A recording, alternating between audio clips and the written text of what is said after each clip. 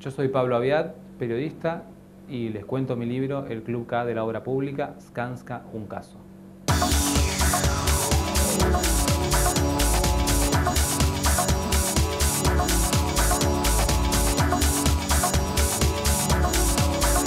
Un acuerdo entre empresas y funcionarios de gobierno, de este gobierno, para manejar la obra pública de una determinada manera, básicamente con sobreprecios, con muy fuertes sospechas de coimas, con la introducción de una modalidad que no es nueva en la Argentina, pero sí es nueva aplicada a la obra pública, que es la de las facturas truchas, la de las empresas fantasmas que simulan prestaciones, trabajos que en realidad nunca se hacen, y todo en el marco de una inversión muy fuerte, muy millonaria para la construcción de gasoductos, como en el caso de Skanska, pero también de autopistas, toda una serie de obras, y el uso de una herramienta financiera relativamente novedosa, que es la de los fondos fiduciarios o fideicomisos, que permite un control de qué se hace con el dinero muy restringido y que es justamente lo que favorece, lo que crea un ámbito muy propicio para la corrupción.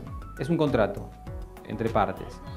Consiste básicamente en separar una cantidad de dinero, en este caso, o de bienes, del patrimonio habitual de la persona de que se trate, de manera que esos patrimonios no se confunden. Hay una persona dentro de ese contrato que administra ese dinero, que es distinta del que pone el dinero y que puede ser distinta del que va a resultar beneficiado por lo que con ese dinero se haga.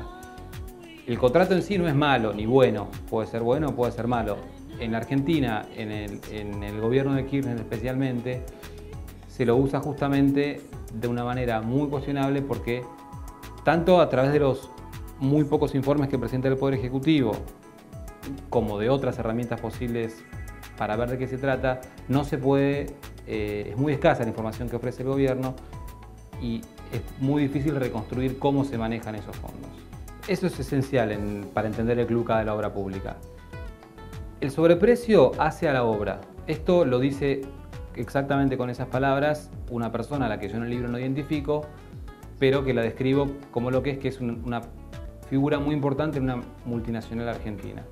Él dice, la coima es una parte del dinero que se mueve ilegalmente en la obra pública. El sobreprecio justifica la obra. El sobreprecio, que es que una obra que vale 5 se paga 10. 5 son para hacer la obra y los 5, la sospecha es que vuelven a quien fomenta la obra, que es el Ministerio de Planificación, el gobierno, por lo menos el de Néstor Kirchner. La coima es una parte de ese dinero. La coima sirve para que el funcionario maneje la obra, para que se quede con su parte y para aceitar un poco el mecanismo. El caso Skanska lo que tiene de novedoso, a diferencia de otros de los muchos casos de corrupción en Argentina, es que acá hay una empresa que además es multinacional y además proveniente de un país tradicionalmente insospechado de corrupción, que es Suecia, que confiesa las coimas. Esto es lo que tiene de espectacular el caso Skanska. O sea, las coimas existieron porque el que pagó dice que existieron. Lo otro que tiene de interesante, me parece, es que Skanska es, como dice el título, un caso porque revela una matriz de funcionamiento de la obra pública en Argentina, con esto de las facturas truchas, con el sobreprecio, con la coima, con la falta de control. El caso en sí es sencillo. Skanska participa de una parte casi menor de la construcción y ampliación de un gasoducto, y lo que un día confiesa es que había usado facturas truchas para evadir impuestos, que había contratado a empresas fantasmas para disimular, para inflar un costo de una obra, en más o menos 11 millones de pesos.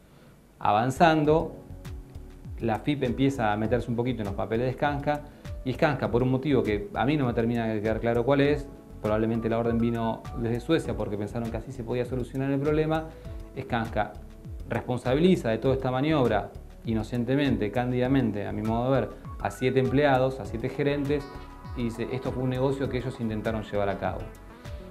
Esto no resiste el menor análisis, después fueron apareciendo muchas pruebas de que esto era una excusa para tratar de salir del paso, para tratar de terminar el problema pagándole a la AFIP, y finalmente se va reflejando a través de varios canales esta matriz de corrupción que Skanska en definitiva pone en evidencia. Sobre lo primero, es falso que el gobierno haya descubierto el caso Skanska. Es cierto que la FIP es la que descubre las facturas truchas. En realidad lo hace un funcionario que se dedica a investigar en la FIP. Eso es más bien un empleado de una repartición pública que el gobierno. El gobierno son los funcionarios políticos. Esa es una primera falacia con la que el gobierno trató de tomar una posición defensista, digamos, en el caso. También es falso que esto es un negocio de corrupción entre privados, por muchas razones. Primero, porque este negocio está fomentado por el Ministerio de Planificación. El dinero está administrado por un organismo público que es Nación Fideicomiso, que depende de Banco Nación. Y además, una cosa que el gobierno nunca dijo, y yo en el libro trato de explicar con detalle, es que no solamente el dinero que se invierte en privados, esto es cierto, el gobierno, la inversión la hacen privados, pero los privados no la hacen gratuitamente, los privados la recuperan a través de un fondo que se crea con pagos de los grandes consumidores de gas. Ahí hay dineros públicos dando vuelta. Pero además, tanto el Banco Nación, invirtiendo directamente una porción, sí, menor de todo el monto del fideicomiso, como sirviendo de garantía para un préstamo millonario que se recibió de Brasil para llevar adelante otra parte de las obras, como invirtiendo dinero a través del Enargas, una porción también menor, es parte de este negocio de corrupción que definitivamente no es entre privados. Para mí esa grabación es la prueba más espectacular que yo conozca sobre corrupción en negocios públicos. Es de una manera muy desembosada, muy obscena, que dos personas revelan cómo se corrompen a funcionarios, cómo las empresas tienen prácticas corruptas en Argentina, cómo se manejan las facturas truchas, cómo los jueces se pueden comprar, cómo la FIP es un terreno que más o menos pueden manejar. Skanska hizo un esfuerzo muy grande por circunscribir la corrupción a estos 7 gerentes y tratar de despegar lo máximo posible a su presidente de Argentina y sobre todo a la casa matriz de Suecia. Sí, yo publiqué después en Clarín una desgrabación de una conversación que con un grabador oculto, digamos, se registró entre Morano, el presidente de Skanska Argentina, y los gerentes, en los que para mí no queda ninguna duda de que Suecia sabía. Sí, Corizzo termina preso porque lo manda preso López Vizcayar, que es el juez en lo penal tributario que más avanzó en la causa, descubre que le mintió. Esto penalmente se llama falso testimonio. Corizzo decía que la grabación no existía y el juez lo que hace un día es, dice, ¿la grabación no existe? Bueno, vamos a Skanska. Lo lleva de la solapa hasta Skanska, le revisa la computadora y del servidor de la computadora mal borrada aparece la grabación. Sí, ese es un poco el desafío, tratar de, a mí me da un poco vergüenza decirlo, pero tratar de convertir esos personajes duros de los que hablamos todos los días en los diarios, en la radio, en la tele, en protagonistas de una historia.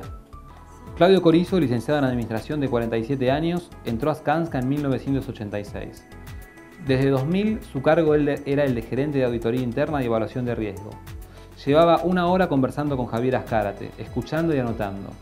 Los contratos con el Estado, los negocios arreglados entre empresas que debieran competir, sacó su conclusión. Sí, el mercado es este, el negocio es este. Es así en la Argentina. Por lo menos en esta etapa va a ser así. Entonces vamos así, somos prolijos y lo hacemos bien o no laburamos. Pero no podemos hacer chanchadas como las que hicimos, que sí, que no, que coqueteamos con los mafiosos y después nos queremos bajar, nos queremos salir. No podemos salir. Azcárate lo sabía de memoria. Su misión al frente de la gerencia comercial de la compañía era obtener contratos con el gobierno de turno. Aprendió de chico.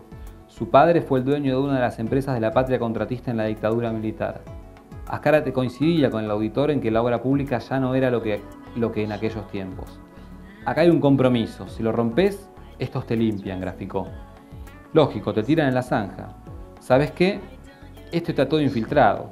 Acá hay un negocio de 100 millones de dólares. De 100 millones de dólares. La parte nuestra más lo de ellos, yo no sé, 200 palos verdes. ¿Y vos le vas a tirar el negocio abajo al tipo que hizo el fronting? ¿Al muchacho? ¿Al pingüino de acá a 2 cuadras?